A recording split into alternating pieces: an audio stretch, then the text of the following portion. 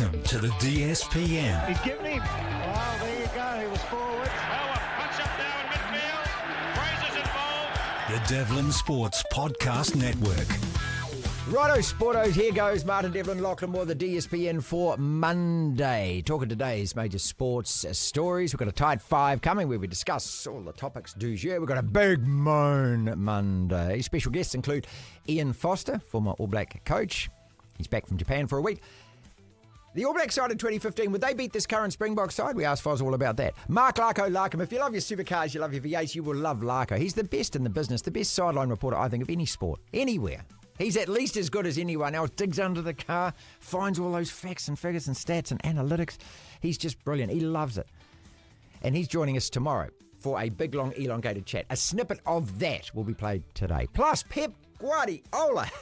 Is he going to be sacked in the morning? Manchester City losing at home to my Manchester United today with a last-minute goal. Unheard of. How on earth did we get away with that? Andy Buckley out of the UK to discuss. Again, if you like what you're looking at and what you're listening to, thank you very much. A small Christmas favour, please. Come on, it is Christmas. Put this in your stocking. Just give us a like, a share, a follow, a subscribe, or leave a comment. Especially click the subscribe button on YouTube, the DSPN channel. We're trying to hit 5,000 subscribers by Christmas. That would be a wonderful Christmas present. Thank you so much. If you have already, tell a friend about us. We begin the show. We live in an amazing, amazing world, and it's wasted on the crappiest generation of just spoiled idiots. And being a Monday, 3 big opinions. Number one, rest and rotation in Super Rugby is actually truly a complete crock. How come Geordie Barrett, after the elongated rugby playing year that he's already had, can turn out every week for Leinster? But if he was playing Super Rugby next year for the Hurricanes, you know this, he'd be arriving late for a start because of the mandatory enforced All Black rest. Then he would have restricted minutes for the first few weeks before being compulsorily sat down to rest.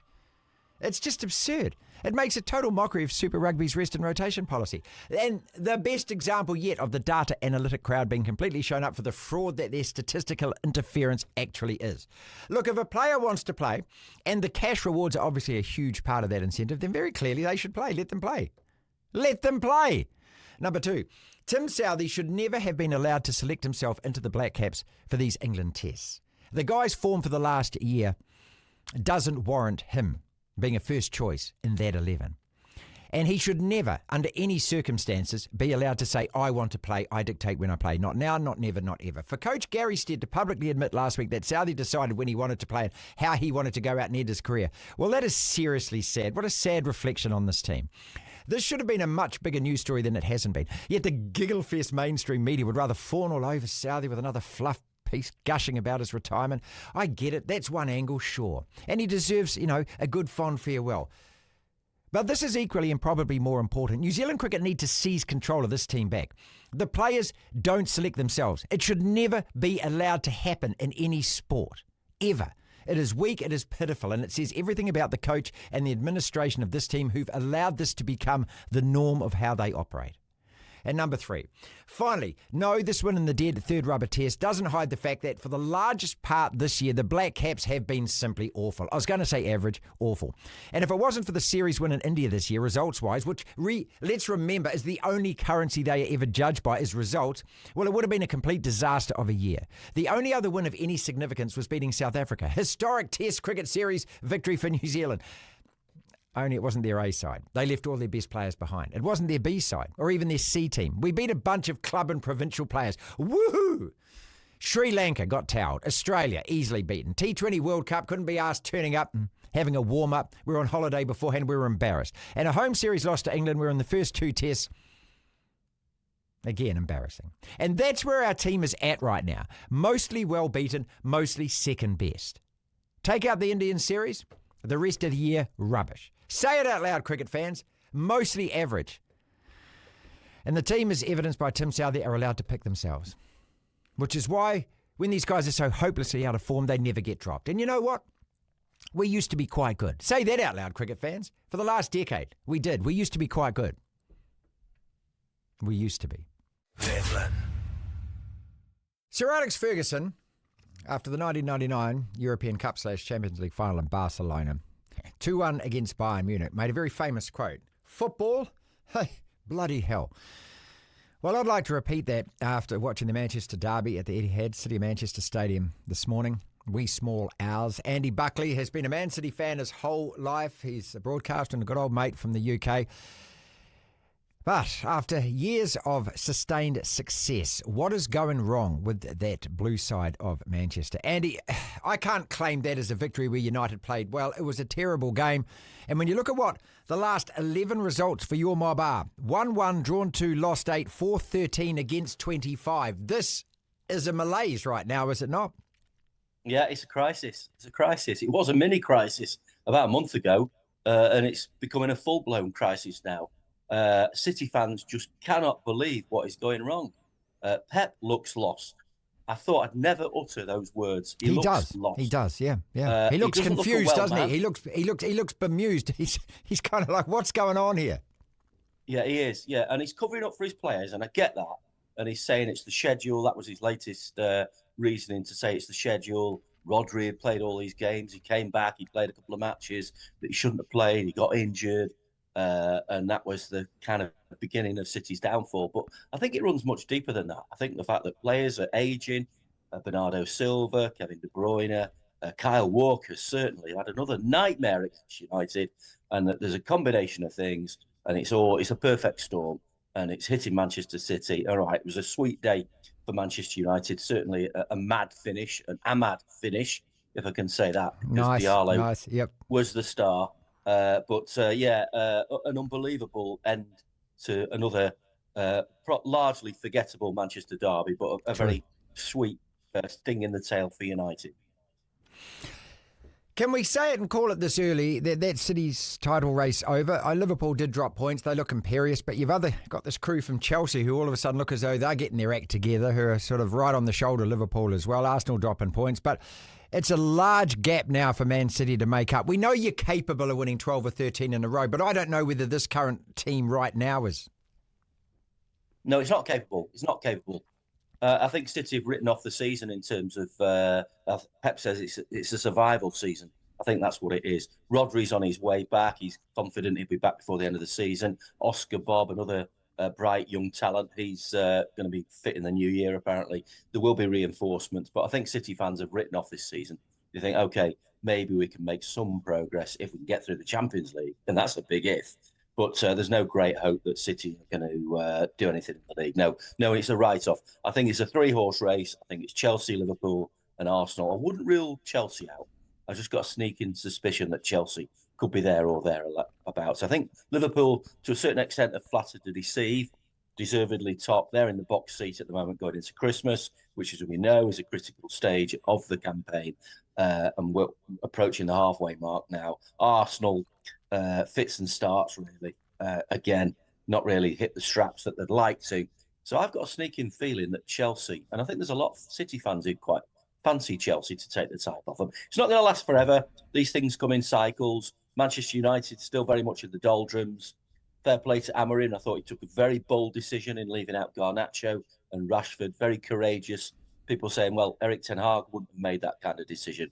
And he's took a stand, and it looks as though Rashford is on his way out. Probably a new challenge awaiting him. That's what he needs. But Manchester United very much in a rebuilding phase, and Manchester City are also going to go through that process. All I would say, as a glimmer of hope for City fans, is I don't think the rebuilding is of the scale that United are having to do. That's true. As far as the financial fair play stuff goes, where are we at with that? Apparently the hearing's ended, but it's a closed-door hearing. Nobody, and we still don't know when there is going to be a verdict, or if that verdict is even going to be made public. Yeah, no, I say it's all done and dusted in terms of the claims, the counterclaims. The evidence has been presented, but we just wait and see in the new year. When in the new year, people speculating, say, do the players know something that the fans don't know? Has something happened that's led to this catastrophic results over the last few weeks? I doubt that. I don't think that's the case at all. I think it would have leaked out. A bit like the Manchester United team sheet. It leaked out yesterday, didn't it? A lot of unrest among fans that say, well, hang on a minute. And I saw them having a go at journalists saying, well, it's the journalist's fault. No, it's not. Fair play to the journalist. No, that's right. He's got the source, or she's got the source. Good on him. Moan. I'm moaning all the time. Oh, it's Monday. You know I've got a moan on. Don't tell me how to support my team, you bunch of cheerleading bandwagon jumpers. The flack and fallout I've been copying following the Black Caps' capitulation to England during the first 2 tests of the series, just because I dared to criticise the team and their poor performances. We've been awful, well below what's expected, and they, the players, needed to hear it. And maybe because of that, some of the criticism they've got, they're playing so much better in this 3rd test. Either that or England are on the plane already or on the golf course. Anyway, criticising your team, that's what being a true fan is all about. Yes, I love my team. And yes, I will criticise my team. And yes, I'll dog my team when they deserve it. Like they did after getting dicked by the Poms inside 3 days in Wellington.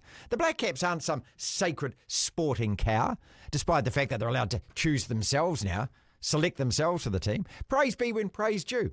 Equally, truth needs to be told when the team plays pub. So jog on, you first day fanboys. Take your cheerleading somewhere else. Run off back to Game of Thrones or whatever else giggled fest 30-second attention span you were before you stumbled somehow across sport. True fans have been watching this team for decades and been disappointed for decades through all the ups and downs. And again, a true fan tells it like it is. The thrashings in those first 2 tests were as rude as anything any of us have seen from this team in the last 50 years, and it has to be said. So in the end, I'm moaning about people moaning about me moaning, which makes about as much sense as how on earth this team beat India 3-0 in India. The former All Black coach Ian Foster, now happily ensconced in Japan with Toyota Verblitz. They've just had pre-season. They're gearing up for a brand new season. He's back home in the Waikato for a few days before Christmas and joins us. It's always a pleasure, mate. Great to see you. You too, Marty. Good to be back for a few days. Yeah, it's only a few days. How come? Oh, we just finished quite a long pre-season. We just got a week off for the players and go back on Saturday, and then we're into it. You know, we've got our first game against Kubota on the 22nd of December, and then she's all rock and rolling until the end of May, hopefully, or early June when the final is. So let's see how we get on. So how long's your pre-season? Well, it started in August, so they're quite a long pre-season. What? October. That's about 4.5 months. Yeah, well, I wasn't there for the whole lot of it, but it goes from being very hot in August, September to being quite cool now. But yeah, it's just the way their season's structured. And to be fair, it gives you a really good chance to actually get stuck in and do a bit of work with particularly the younger players. A lot of our international players are only just starting to turn up now, but it's been a good time. Okay, so just update people who don't know, who are your superstars? Who are your big international names? We've got a little halfback called Aaron Smith. You're not bad. Who's not too bad. We've got Peter Steph Toy from South Africa. Not bad. Who he turns up soon, but he's got an injury, so we'll see how that goes. We've got Richie Gray, the Scottish lock. He's been outstanding since he's turned up. Joey Manu from of course, that's right. Yep. Good Tokoroa boy, and so he really enjoyed working with him, and he's learning a lot. And then of course you've got some pretty high profile Japanese players. You know, like Himano, our captain, he played for the Highlanders for a season, I think, in 2021. And there's a number of other players at that sort of calibre. Josh Dixon from the Highlanders also over there. So there's a few names. Chan Falcon from Hawke's Bay, ex-chief. So there's a few, Marty. You enjoying it? I mean, I'm just getting the impression that you are. You loving being hands-on again? Yeah, and look, I love coaching, and it's been I gave myself a decent window of time after the World Cup, like I said, just to wind down and just to figure out what was next, and really decided I thought clubland was the way to go rather than looking at the international stage for a while, particularly with a real desire, I guess, not to coach against the All Blacks at least for the near future. So that's why I am where I am, and don't regret it for a moment. I'm really enjoying good people up there. It's a club highly motivated.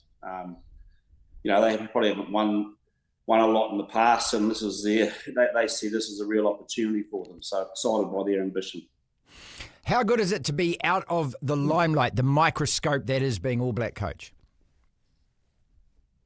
Yeah, look, it's different. It's particularly there's still media over in Japan, and so just because you're not being talked about in New Zealand, there still is media in the rest of the world, Marty, talking about the game. But no, it's a real shift down in terms of that. It's been nice going to a market that you can walk around and no one knows who you are. But it was always part of the job with the All Blacks, and it's not something that I sort of I regretted or didn't like. It just became part of the scene. So now I'm in a new market and I'm doing different things. But I'm sure the pressure will ramp up as the season goes on, because you're still playing for a club with high ambition and they want to achieve things. Look, I want to make that point clear as well, because I think it's important to make. It's not like you didn't like it, or you didn't absorb it, or you didn't welcome it, or you didn't understand that it was part of the job. I mean, being the All Black coach is a hell of a buzz, isn't it? Oh, no doubt, and it's but 12 years with the All Blacks and 4 as a head coach. So, there's obviously a lot of pressure on and a lot of scrutiny during that time period. But let's just say you don't get surprised by it when you're in the job. It's coming, and it's but now I'm in a different environment with a different degree of scrutiny, I guess. But it doesn't change your own internal values or your own internal desire just to do a really, really good job, and that's all I'm really focused on. Do you also accept the fact that, once you've been in those high-profile positions, they're never going to leave you? Like, I should imagine that there are media questions where up in Japan where people want your opinion about various things, whether you want to give it or not, is another thing. But you're always going to be an All Black coach.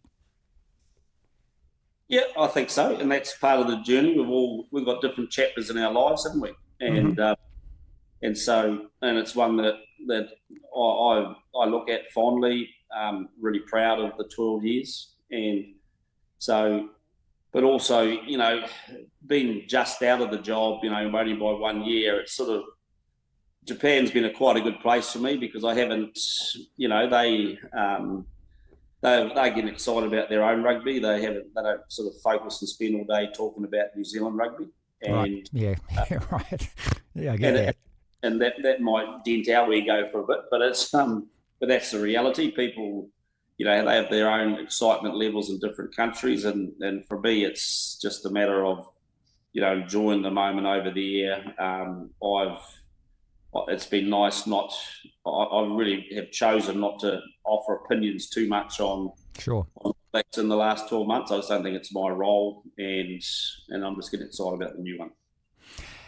In terms of you and your coaching, what do you notice about yourself when you put your boots and your trackies on and you go to training and that? Well, what has changed before and after since the All Blacks, the way you coach? It's funny. I don't reckon a lot's changed. I think you grow as a coach. You go through different experiences. You find things that work. But when I get out on the park and there's players there, there's obviously language barriers, and you've got to deal with translators and all that sort of stuff. But what's excited me is that, coaching's coaching. Our job is to help a group of people get connected and united and to try to achieve something. And along the way, we try to find out what skills we need to grow and then help them grow. And so that's kind of the job. And I think, whether they speak Japanese or Kiwi or Australian or English, whatever, it's I think the job's pretty similar. Look, it's far too easy as well from this side of the microphone. You work in the media and everything else. You just get so overwhelmed, engrossed and suffocated in it, thinking that everything you think or every question you've got is very important and things. And I suppose, what a long-winded way of saying, hey, how much of a toll did it take? Did it take on the family? Or are we just assuming that it actually did? Because you look as though you're in great spirits. You look as though you're in great health. And obviously you're enjoying yourself. Yeah, I am. There's challenges in terms of being away from extended family. We've just had our second little grandchild, which is really home to see a new little granddaughter. There's things like that are normal challenges that people have when they elect to work overseas. But I think, like I said, I think there was a lot going on in my time as an All Black coach, and certainly there were pressures there that were probably a little bit unique to perhaps what other All Black coaches have had to go through. You know, when you look at COVID, that sort of stuff, and then you look at other things that happened, but you know, you spend a lot of time reflecting on that and looking at the way it handled things, but to know that, you know, we had a full backing of a group of men that wanted to go and achieve something pretty special, and I think we left the All Blacks in a good place. I think there was a lot of younger players coming through in that World Cup that I think will be there at the next World Cup, and that probably got a little bit lost in translation at the end of 2023. I think that this was an All Black team that had the ability to really grow and get even bigger and better, I think. So here's hoping that's where they go. Now, one of the things I've always liked about you, and I've told you this before, is I love the fact that, you know, you're so dignified about it. You never spat any dummy about it or anything like that, you know, the treatment or anything like, and you just, you know, does any of that still linger for you, or have you just let all that go now? I don't think you ever. I think the key thing, Marty, is I've moved on. I think it's really important not to let things that you can't control you. You know, and you know, I'm not going to. There were things that happened. People acted in ways that I disagreed with. I think people were pretty clear that I did disagree with them, and that's all you could really do, is you just got to say your piece and then just go and do what you need to do. And I was pretty determined to not let other people's decisions change the person that I was. And so have I moved on? Yes, I have. Have I forgotten everything? Probably no, I haven't. And but that's probably for another day. Looking at that team that you're involved with from 2011, because I want to ask you all about the Japanese club and the players in a second, but that team, and this is a debate that the whole world of rugby is having at the moment, between 2011 and 2019 especially, and comparing that side to the South African side at the moment. Have you spent any time thinking, I reckon our blokes would beat them, or comparing sides or anything like that? No, not really. I mean, I've probably never been good at doing that, I don't reckon. You know, I think I've enjoyed there's no doubt the Springboks are a great team. I don't think, I don't think it makes our team from 2011 to 2019 any better by saying that we were better than the current Springboks. I think that you can't argue with the fact that they've won 2 World Cups in a row. We won 2 World Cups in a row. Probably what happened between World Cups is a point of difference, and you know, we can get fixated on the World Cup things, but the big thing for the All Blacks was about having to win everything in between. And I think if you looked at the numbers of and the percentages in between World Cups, that 2011 to 2015, 16, 17 type team was probably hard to beat. But you know, the sad thing is, if you say one team's better than the other, it's like you're knocking the other team. It's hard to knock it, but I think that the Springboks have still got some growing to do. I'm sure they know that. And, you know, they dropped a couple this year that they'd probably be disappointed with. But there's no doubt that they're a team on a rise.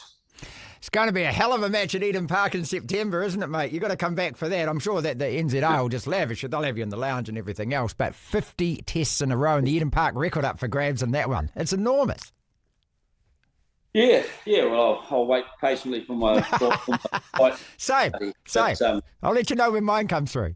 And then figure out whether I'd want the invite or whether I'd just prefer a seat on the terrace with yourself. There you go. Okay. Aaron Smith, I want to ask about Aaron. How well is he playing? Because, you know, we also have this myth here that, heck, you know, our rugby's the best. And so, of course, if you go to Japan, you're not going to be as good as when you left this country. How good is a guy like that, for example, at the moment or coming into this season?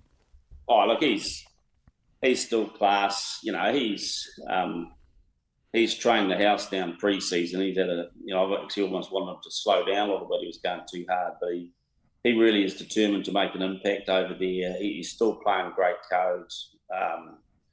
And, we manage his minutes pretty well, and the good thing is that you got a chance with some of the older athletes not to play them all the time, so that when they do play, you're hoping to get the best out of them. And he's really focused and determined and playing some good rugby. But it's a different type of rugby too, Marty. So it's a little bit hard to compare.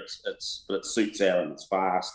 It's physical, and it's played low to the ground, which suits the 4'2" midget that he is.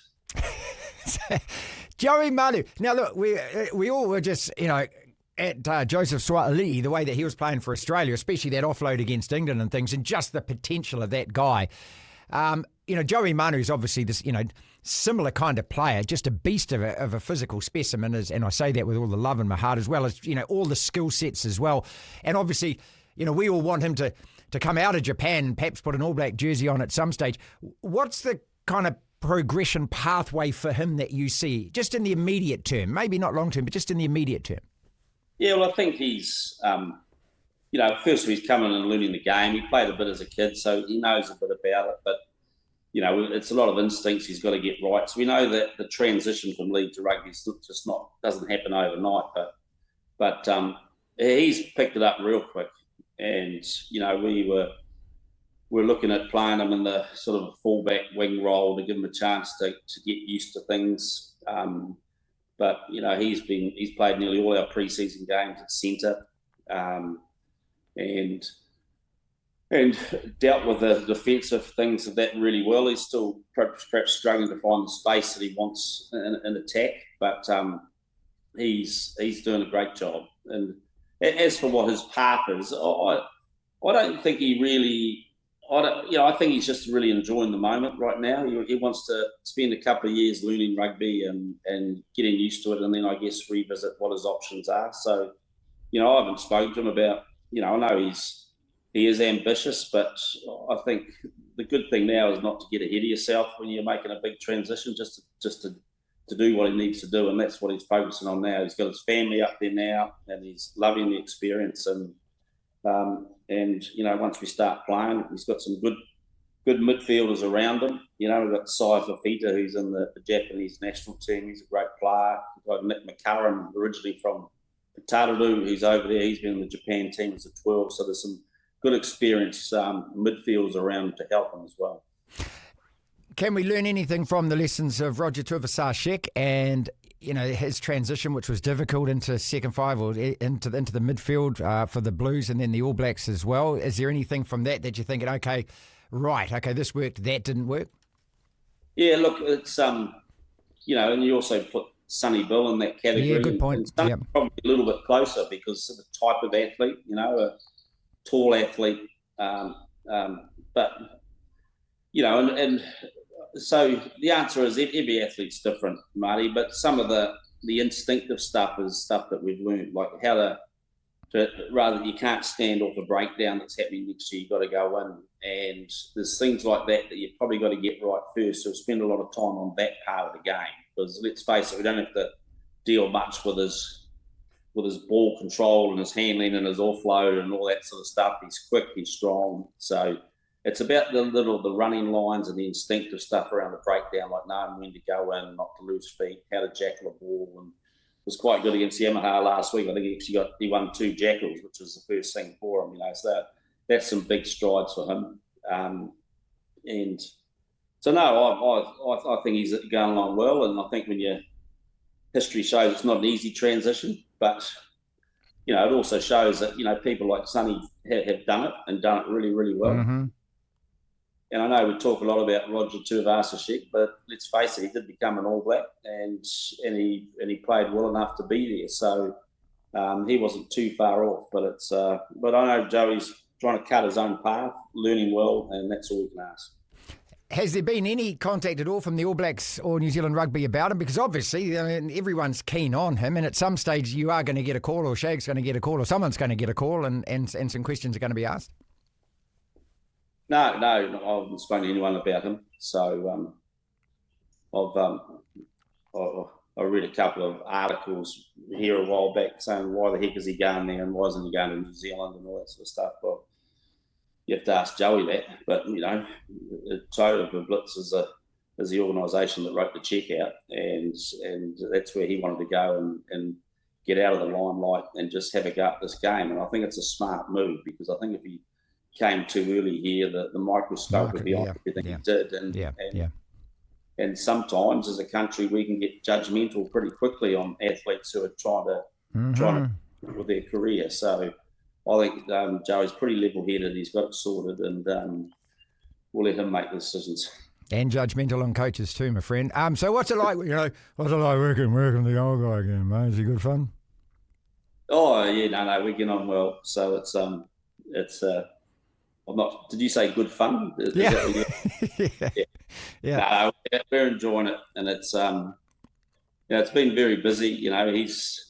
He's busy doing his thing, and I'm busy doing ours. But we're connected really, really well, and it's it's nice seeing him in a different environment. He's he's not relaxed. It's still we're still under pressure to do things well, but he's really motivated, and we're enjoying it. There's also captain. We're also working with Nathan White, a guy I used to coach. He was a prop for the Chiefs in my early days. So there's a few people there that I know well, and enjoying that experience. A couple more questions and we'll get out of this. So right at the very beginning of this, you said that, the international coaching thing, it's on the back burner for now. But obviously, you are a head coach. You're an All Black coach. At some stage, do you want to again be the head coach? And if you did coach, it would have to be against the All Blacks. So how does that all work inside your head? Well, I don't spend too much time on that now, Marty, because you can get too confused. But I think I've been through that process over the last summer and decided this was the path I wanted to take. So there were international offers. Yes, there was, and so, but no, for me it was that this was. I'm excited with the choice I've taken, and this next little block of time that I'm with Toyota, that's where my goal is just to do the best I can there. What happens after that, I don't know, but I'm certainly not saying no to anything. But I've learned in life to, things like contracts and all that sort of stuff aren't that important when you're coaching. I think what's important is that you just be where your feet are, you enjoy the moment and love coaching, and that's all I want to do. And so I think we'll review that decision in a couple of years' time. Did your mind ever go back to that night in Paris, mate? Were we robbed of that final? Oh yeah, you can tell by my body language that yes, I do go back to it. You can't not go back to it. It's and I go back to a lot of pride with where the team got to, and to get to that final on the big stage and get so close was actually so proud with that, but also incredibly disappointed that we didn't cross the line, and I like to focus more on things that we could control, about things that maybe we could have done a little bit better. And so I think if you kid yourself that you were robbed, you end up becoming a little bit cynical and you end up blaming other people for it. So for me, it's we did what we had to do, but we weren't quite good enough to get the result, and that's the game. And that's probably what World Cup finals are about, Marty. They're about tension and drama, and so you'd have to say I delivered that pretty well. I want to say thank you so much again for giving us so much time. I love talking to you, mate. And look, and also just that there's an enormous amount of aloha support, affection and respect for you back in this country. Don't ever think that there isn't, because there is, mate. I appreciate that, Marty, and appreciate the support and encouragement you give me, and I don't say that lightly. So let's go on to the next chapter. Look at the both of us. We're doing all right, mate. We are. You're vegetarian, and I probably should be. Thank you so much. Congratulations on the granddaughter. All the very best for the season, mate. Thanks, Marty. Speak soon. DSPN. The Tide 5. 5 separate sporting topics, Lachlan, roughly 90 seconds on each. And when the bell goes ding, reminds us to go on to the next topic in no particular order. Sacked in the morning, Pep Guardiola. What a stunning Manchester derby that was today. Chelsea, are they the dark horse now for Liverpool's title quest? I watched a bit of Champions Cup used to be called the Heineken Champions Cup, but the Champions Cup now from England. Rugby over the weekend. Geordie Barrett playing for Leinster. We are thrashing England, even though it's raining today. We're going to win this test tomorrow. What a nutso game that was. In the A-League last night, Auckland FC 2-2 draw away at Melbourne City and Aussie. Business is goddamn usual. They are just giving it to India in this third test at the Gabba. Kick and note. Pep Guardiola.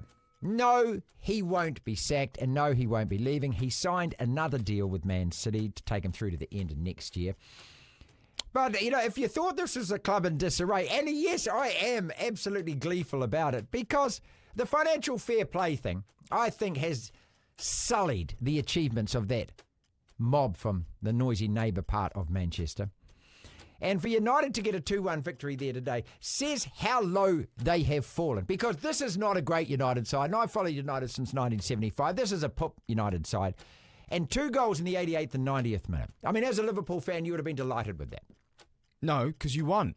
Yeah, but Man City lost. No, but they're so far behind that they're not going to catch us. So at this point... here we go. Oh, we've already won the title, have we? No. They're not catching us. Arsenal and Chelsea, I don't know. But no, I talk. There's a group chat on WhatsApp that I'm in with a whole lot of Liverpool fans.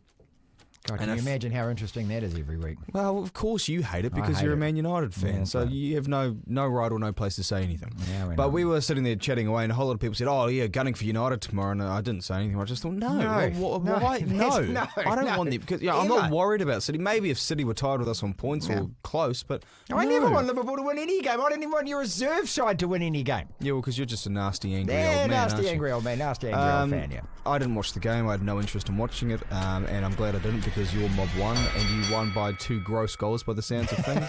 It was a terrible game. But I got to say, it's criminal that guys like Diogo Dalot are still playing for your club. Now I hate I hate you guys. I really don't like you guys. Here we go. This is the real him coming out now. But I cannot stand blokes who have achieved nothing and who have just been sitting down doing nothing for about 5, 6, 7 years. Like this guy was bought under Mourinho. He's gone through about 600 managers and he's still there doing nothing, Diogo Dalot. Change his name to Tim Southee, mate. He gets to select himself. I'm still better interested about that, but we've harped on a bit about that in the podcast. We are going to win. When I say we, that is the Black Caps are going to beat England, even though it's rained out, or most of today will probably be rained out. We're obviously not in live time with what's going on in Hamilton. Is that England side on the plane already? Because they look as though they are. I don't know. I'd like to think that they'd actually want to sweep us in our own backyard, given that their coach is a Kiwi as well. But at the same time, they don't look anywhere near as proficient with the bat as they did over the first 2 tests. Throwing their wickets away yesterday. I don't think we look too spectacular. Well, Willow Rourke's, his spell has been the highlight of the 3 tests for me. Yeah. Look, this is what we've wanted in New Zealand cricket for a long time. Tim Southee, great servant. But, I'm soured by the way this has all ended. You shouldn't have been playing the last 12 months for New Zealand. This guy O'Rourke at 143, 4, 5, 149 yesterday. That guy, these guys deserve their chance. They don't deserve their chance because you decide that they deserve their chance, Tim Southee. They deserve their chance on merit. And he should have been selected before this. But anyway, I thought his bowling was terrific yesterday. Well, he's been playing a fair few tests. Well, this isn't his first test. He's been in and around the camp for a little bit. But how do you get into that? How do you get into our team unless you're mates with the mates?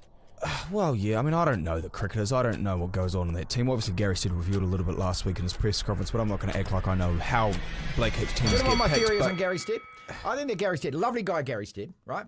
But I think he was told a long time ago that if you want this job, being the coach, whatever that means to the New Zealand cricket team, because you don't actually get out there and coach, and you're going to have business class airfares and a great salary. It's a pretty cushy position to be in, to be honest. You just sit there and we will tell you what we're going to do. I think that's reasonably obvious. New Zealand cricket, the administration have no control over this side. The players run that side, don't they? It's the same with the women's team as well. Disappointing.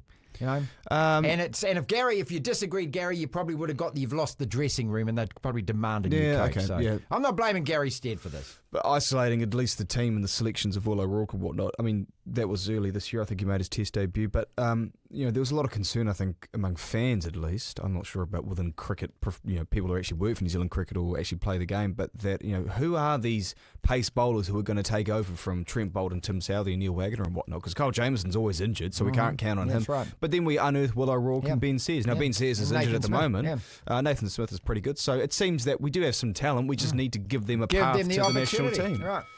Speaking of cricket, well, business as usual in Australia, isn't it? Good. I love the Aussies winning cricket. I keep saying it. I'm going to say it again. Oh, this is a generational thing going on here. Well, I love teams that succeed. I like success. Okay, let me just give that you sounds like a real bandwagon. A bit of background history here. I don't need to hear your history. I don't need to hear. What do you mean you don't need to hear? It's all about the history. I don't care. Talk about your 1940s and 50s cricket that you watched when you were a kid. Sure. Hang on a second. We played them in the 40s. They didn't play us again until the 70s because they said we weren't good enough. Good, because we probably weren't. When was the last time we beat them in a test series? Well, in that case, we shouldn't play the Wallabies, should we? Until they get good enough. Fine. I wouldn't really have too much of an issue with that. Then again, don't you want India to win this test series? Hold up. No, not at all. Come on. Because it's actually quite amusing when Indian cricket, when they lose, their teams lose, the country it goes into turmoil, doesn't it? But the reason when was the last time that we beat Australia in a test and a test series? Now, the test was in Hobart 2011, right? Mm-hmm. The series was when? 85, 86. Right. Now, the Wallabies at least won the Bledisloe Cup in 2001 and had it in 02, and then we took it off them, didn't we? Yeah. And then the last time they beat us in a test would have been 2020, I think. They beat us in Brisbane towards the end of the year. Right. Yes. So, to be fair to the Wallabies, they have gotten the odd scalp and they're improving, it seems, under Joe Schmidt. Whereas us versus Australia, they could be in the worst form. First New Zealander I've ever met that actually likes the Australian cricket team. They could be in the worst form in their team's history, their test side's history, and we could be in the absolute best. And they would come here and they'd still absolutely smack us across 3 or 4 tests. Well, 3 tests. If you happened to watch Auckland FC against Melbourne City yesterday, what a bing-bong la-la cuckoo game of football that was. Auckland getting away with it, getting a 2-2 draw there. Terrible goalkeeping by both goalkeepers. Alex Paulson apparently was sick all week, which maybe counted for the fact that he was always wobbly as he was, because he normally doesn't make those kind of errors. And then their guy letting one through his hands right at the end for an equaliser. Great game of football, but there was a goal disallowed during that game, which was just, you sit there and I thought I knew the rules, but obviously I don't know the rules. The keeper punched it back from the corner. How can you be offside? If the keeper touches the ball back to you, you're not offside. But he was called offside and it wasn't allowed. Anyway, they dropped a point, or 2 points rather, and got a draw. 2 points, yeah. Well, still lucky, top of the league. That free kick at the end, that is inexcusable from the Melbourne City goalkeeper. Also, was Alex Paulson's mistake. Come on. That was as well, certainly. But what that keeper did, I mean, if you're Melbourne City, Alex Paulson, that own goal, which doesn't even actually go against him, I think it went against the defender. Regardless of what's gone on and what luck has gone your way, you take advantage and then you just do all you can to, from that moment that you're in stoppage time and you're ahead. No, do everything you can to win. I remember getting a message from Liverpool played Newcastle. We were up 3-2 and then our keeper made a horrible mistake off a corner. Right, a couple of weeks ago, made a horrible mistake off a corner, ended up being a 3-3 draw. And there's people in the group chat saying, we didn't play that well, so we'll take a draw. And I said, nonsense. We were up 3-2 and if the keeper doesn't make the mistake, it's not our fault if they made mistakes, all right? We're up 3-2. Keeper makes a mistake, doesn't make the mistake, we win the game. Same thing here. If you're Melbourne City, inexcusable, okay? But at the same time, Auckland. Just before we get on to our final topic, which is about the European Cup rugby that I was watching over the weekend. If the Black Caps do take care of business and win this third test, how does that wrap the year up for New Zealand cricket for our men's and women's teams? That's still poor. Well, you see, this is the thing we've got to be real about this. The women's team is separate. Well, the women's team, they won a World Cup. But every other result they've had has been pretty average. Doesn't matter, they won a World Cup. They won a World Cup, okay. And so the Black Caps beat India, so every other results don't matter? No. Okay. Now, if the Black Caps won the ODI World Treating Cup... men and women differently. Hold up. If the Black Caps won the ODI World Cup, then, okay, all these poor results, at least in the test format, excused slightly because we won the Cricket World Cup. I was right. Now, I started the show by saying there's one of the 3 big opinions was about Geordie Barrett, and I was watching him play for Leinster. Leinster won 15-7. God, I can't remember who they were playing. What a gross scoreline. Well, this is the great thing about watching rugby from that part of the world. You forget, it's not Super Rugby. The ball doesn't get used a lot. There's a lot of set piece, and that's how the Europeans, they love watching their rugby. It's just forward attritional battles, kind of foul weather, and scorelines of 14-10. I mean, we wouldn't accept that down here, do we? We like to see the ball being used. We like to see some action. We like to see some tries. Yeah, that's I mean, that game, fair. if that was, if we're watching it in New Zealand, would have been 55-48 or something. Which, well, maybe not that so much, but you'd see much more running rugby because that's how we play. I mean, to be fair, that's how the NRL is, the Warriors, well, the NRL, it's sort of picked up a little bit the last couple of years as Super Rugby's gone down because it's a much more entertaining spectacle, isn't it? Whereas I was rugby watching it isn't. and I was just thinking, I'm looking forward to Super Rugby because I actually just want to see some rugby. Yeah. I just don't want to see this sort of set piece to scrum to ruck to. Yeah. But as far as Jordie Barrett goes, isn't this the craziest thing though? And we started the show by saying this: if Jordie Barrett was playing for the Hurricanes, he wouldn't be allowed to play until sometime in March. Yet here he is after the season he's had. He played midweek. He's playing this weekend. He'll play another. When you sign for one of these clubs, you have to play. And none of this rest and rotate, and now come the stats and analytics and things. Well, these clubs aren't run by a governing body, are they? No, whereas our Super Rugby clubs are. Your paymaster employs you and he expects you to play. It's a dictatorship that is run by the All Blacks, essentially. But the All Blacks are the dictator. Forget all this rubbish about the players being tired and they need their rest. Jordie Barrett obviously doesn't, does he? But if he was playing for the Hurricanes next year, he would be rested because that's our policy. No, hold up. But we've heard from, I don't know if we've heard directly, but there's been little crumbs that the players don't want to be rested. No, they want to play. They want to play. But it's a New Zealand Rugby / All Blacks protocol thing, if you will. That means that they can't do it. But it doesn't matter anyway. Remember, was it last year that Severis, Scott Barrett, remember, played. He just kept playing because I think it was 2022. Scott Barrett played every single game, and I think last year Severis got injured in his first game of the season. It's like, well, he wasn't rested before that. So, none of it really matters. You can't, whether you rest or you don't get, to be fair, if you're getting rested, you might even be more susceptible to injuries because you're not as battle-hardened in games. So, we've talked about this many, many times. It's the most ridiculous, stupid thing. And if Jordie Barrett can play 2 games within 7 days of hard-ass European club rugby, I think he can play the back of an All Black tour. I think he can play 2 games in the space of 8 or 9 days in Super Rugby when you're doing a lot more running as opposed to getting punched in the face. V8's mate, Supercars. He's a great mate of the show. He's so generous with his time. I know that I'm going to pump your tyres up, Larko, but you're the best at it, mate. You're one of the, I watch a hell of a lot of sport, and the guy doing the sideline adds so much to the coverage, and I keep telling you, you're absolutely brilliant at it. We always appreciate your time, and wrapping up a long season of Supercars. Welcome back, mate. Thanks, Marty. Always like having a chat, mate. You know that you're a great supporter of our sport, and the Kiwis are our friends, mate. I say to everyone, in fact, I said it several times at Adelaide, I always bump into Kiwis. There's always a lot at every event. And I say, per capita, you reckon we love our motorsport, our V8s? You love it more. You really do. Well, you saw it. Yeah, you saw it at Taupo Motorsport Park. I mean, you bring the event to New Zealand, and motorsport fans just absolutely love it. Well, that was probably right up there with the highlights of the year, mate. That was just such a cool event. And the thing that is not lost on me, on Saturday there, I think it was Saturday afternoon, pouring rain.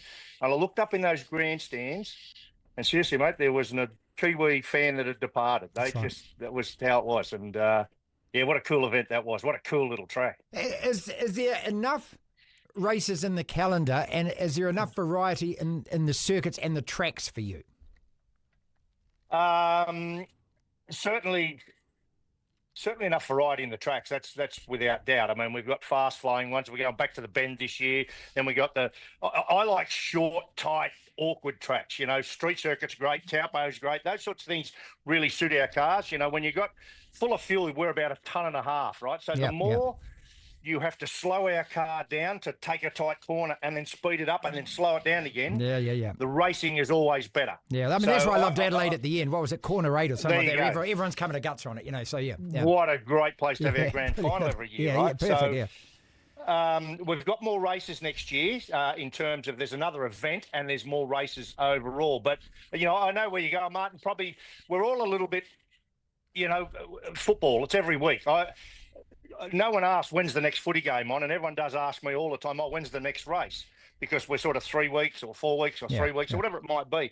The problem we've got is, NASCAR had the ability to have 30-something races a year, but look at their budgets. Yeah. Right. So we would be entirely capable of racing every second weekend, but the money that would require to come into the sport, because you're going to need multiple cars. Plus, we travel to Perth, and then you'd have to turn another car around and ship it out the door a week later. Right, yeah. So, and look, part of Gen 3 was to build a simpler car with literally a truck full of all the same spares. So we're getting to that point. So I think over time you will see it ramp up bit by bit by bit.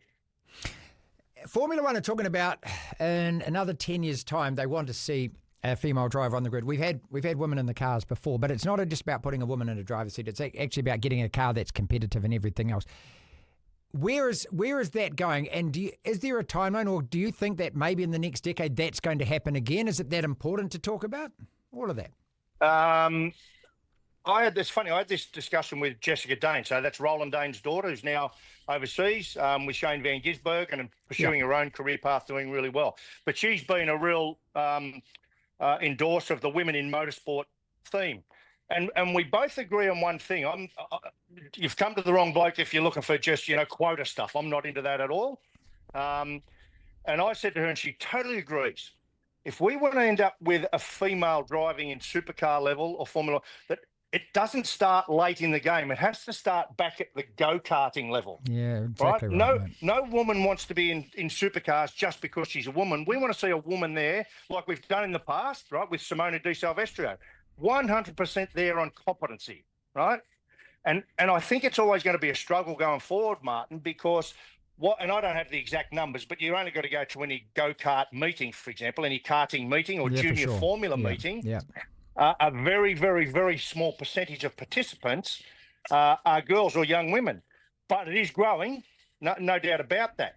But it's got to grow at that level, because it goes back to what I was talking about, Will Brown. Unless you're prepared to go through all the different categories and do all the work and all the winning, and then to underline all of this. And I say this to everyone, it's a hard thing for a lot of parents to cop, and same with parents of girls. If you're not winning at this level, right, at a state level in Formula Ford, for example, don't worry about jumping up into the next level and thinking you're going to do any good there. Exactly right. Get on top of your game, then move on. Get on top of your game, then move on. Martin Devlin. That's our podcast and show for today. Again, if you're liking what you're listening and what you're seeing, then a small favour, if you will. Can you please hit like, share, subscribe, follow, tell a friend about it. We are a fledgling podcast and show, the DSPN, and we need you. And if you are participating, well, just click that subscribe button. That would help enormously. Thank you so much if you already have. Again, tell a friend if you like. We're doing this every single day, putting out a show every afternoon. The DSPN. This is the DSPN.